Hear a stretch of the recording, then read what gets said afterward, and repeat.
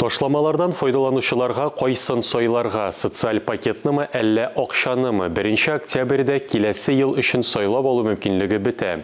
Ковидтан яки грипптан прививка ясатуның файдасы нинди? Йогышлы авырулардан нинди саклык чараларын күрергә? Татарстан радиосының чираттагы турыдан-туры эфиры шушы актуаль мәсьәләләргә багышланды. Студия кунагы Идел буе федераль округының баш фтизиатры профессор Равил Вәлиев барсы турында да тәфсилләп сөйләде. Шулай ковидтан сезонлы йогышлы авырулардан саклану чаралары буенча тыңлаучыларны кызыксындырган сорауларга җаваплар, киңәшләр бирде. Табибка без дә берничә сорау белән мөрәҗәгать иттек. Равил Шамилевич, хәерле иртә. Ташламалардан файдаланучыларга социаль пакетны сайларгамы, әллә акчанымы?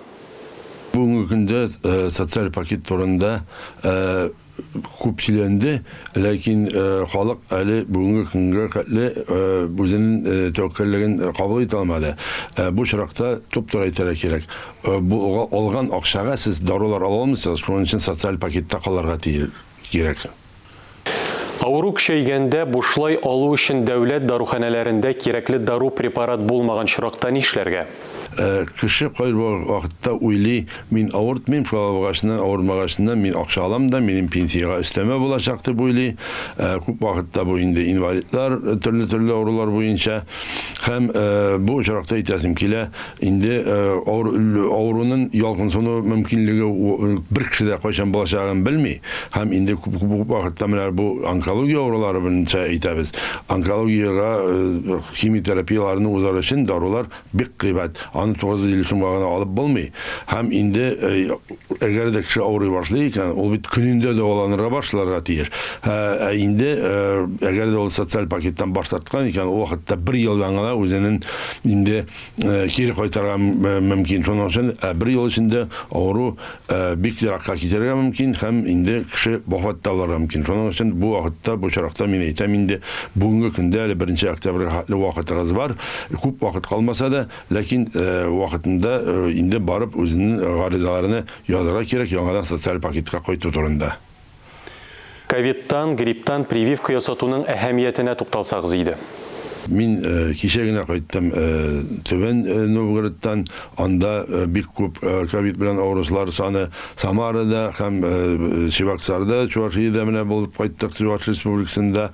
Бүтән җирдә инде коронавирус белән авыру саналары артып бара. Мин Мәскәү белән Санкт-Петербургларны әйтмим дә инде, анда бик күп кеше саны инде кеше әгәр дә игътибар итә икән, көннән көн авыруларның саны артып бара һәм инде авыру гына түгел, үлемнең инде белән кичә рекорд куелды. 852 кеше вафат булды көнендә шушы коронавирустан. Шуның өчен вакытында вакцинация узарга кирәк. Һәм инде вакцинация узгачыннан мин вакцинация уздым. Инде иртәгә үк вакцинациядан соң мин кибеткә дә, кинотеатрларга да барам дип уйларга тиеш түгел. 21 көн беренче вакцинадан соң һәм 21 көн икенче вакцинациядан соң кеше күбрәк буларга тиеш.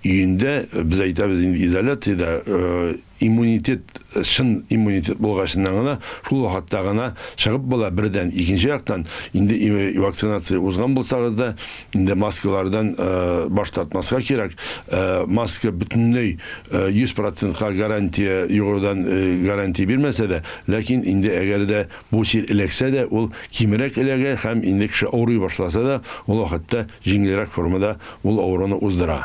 Йогышлы авырулардан саклану чараларының әһәмияте нәрсәдә? Менә без күп вакытта әйтәдек, менә кул жуу турында, инде әйтәләр, менә сиптергечләр бар, инде кулга обработка ясау дип.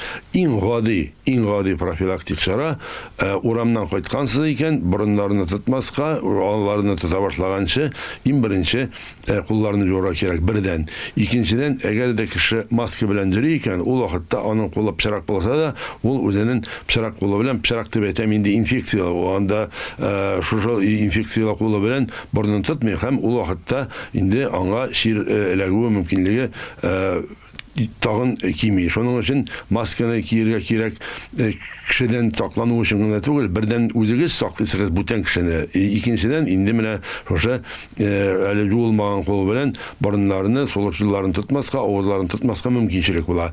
Равиль Шамилевич, халық арасында спиртлы ішімліклер куллану ковидтан яки башка йогышлы аурулардан саклый деген сүзләр дә йөри.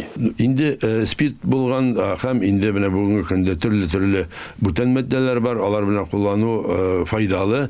Ал коронавируска каршы да һәм гриппка каршы да бүтән менә бүгенге көндә инде безнең ротавируслы инфекция дип әйтеп була. Ул ротавирус күп вакытта кешене шикитә башлый дип әйтәбез инде. Татар телендә әйткәндә, шуның өчен инде кайсы вакытта менә әйтәләр, менә инде радиодан, телевизордан сөйләгәннәр инде кешене шикитә башлаган икән, менә ул шундый коронавирусның шундый формасы дип. Бердән ул дөрестән дә коронавирусның инде симптомлары булырга мөмкин. Икенче яктан караганда безнең бүтән вируслар бит беркая китмәде. Менә ротавируслы инфекция дип әйтәбез. Ул күп вакытта дөрестән дә безнең ашказанныга һәм инде кишечниккә зыяны булырга мөмкин. Шуның өчен төрле менә яңадан кабатлап әйтәм, кул жуу иң гадие һәм инде әгәр дә бүтән матдәләр белән куллансагыз, алар да файдалы булачак дип әйтәм. Иммунитетны ныгыту өчен нинди диета тәкъдим итәсез? Инде кеше, һәрбер кеше вакытында ашарга тиеш. Әгәр дә кешенең инде ашказан аурулары я бүтән шундый аурулар бар икән, шикәр авыру дип әйтәбез, диабет, значит, ул вакытта кеше көнгә 4-5 тапкыр ашарга тиеш. Инде бүтән кешеләр ашарга тиеш инде кимендә 3 тапкыр, һәм ул вакытта һәрбер вакытта кайнар ризык ашарга тырышырга тиеш. Менә безнең әйтәбез төрле Макдональдслар да анда насыйт кулланалар, инде җиңелчә бутербродлар белән кулланырга тырышалар. Алар берсе дә организмга файдалы түгел. Шуның өчен вакытында кимендә 3 тапкыр кайнар ризык кеше ашарга тиеш. Һәм инде яшелчәләр белән кулланырга тиеш, яшелчә дә булырга тиеш, фруктлар булырга тиеш. Әле пока менә көзге вакыт алар бөтенсе бүгенге көндә бар, кыйбат түгел. Шуның өчен инде кышка витаминнар белән әзрәк запас ясарга кирәк дип әйтәбез. Ковид, грипп билгеләре булып та табибларга мөрәҗәгать итмәүчеләргә, хастаханәдә дәваланырга бармаучыларга нәрсә әйтер идегез? Бу очракта инде ике яклы дип әйтеп була. Бер яктан караганда дөрестән дә коронавирус белән бүтән вирус аурулары белән авырган кешеләр көзге вакытта күп вакытта хастаханәләргә мөрәҗәгать итәләр. Анда дөрестән дә ауруларның саны күп булырга мөмкин.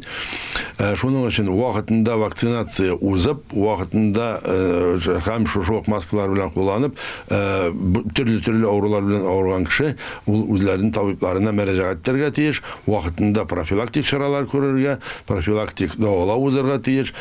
Инде үзләренең менә нинди дарулар белән кулланалар, ул дарулар белән вакытында кулланырга тиеш. Инде бер дә булмаса, ул вакытта табибларны өйләргә дә чакыртып була. Әңгәмәгез өчен рәхмәт. Сез Идел буе федераль округының баш фтизиатры профессор Равиль Вәлиев белән әңгәмә карадыгыз.